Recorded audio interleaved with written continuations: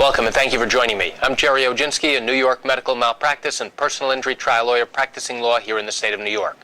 Today's video tip is about why you may not even need to hire an attorney in your accident case. What do I mean?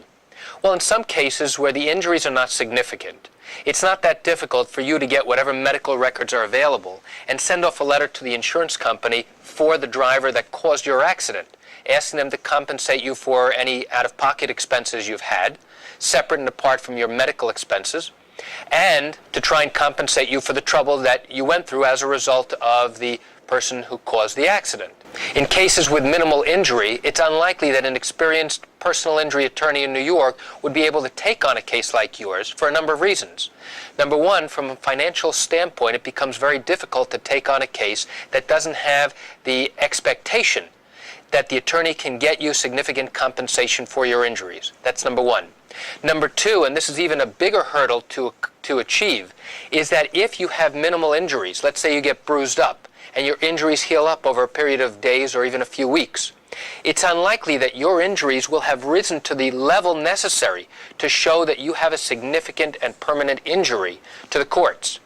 What will happen if you do bring a lawsuit or find an attorney to bring a lawsuit for you, you will be faced with a motion for summary judgment.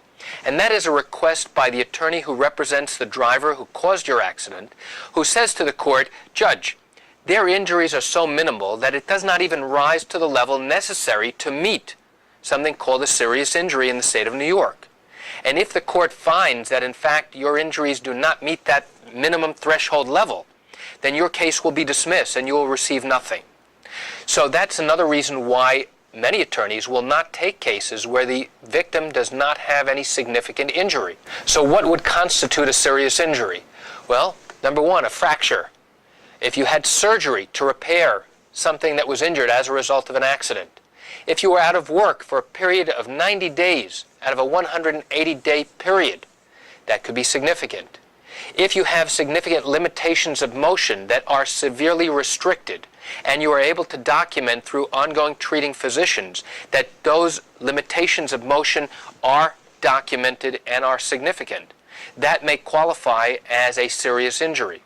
A scar in some place visible, that would qualify as a serious injury. And there are other requirements that you would also need to meet that basic minimum threshold level.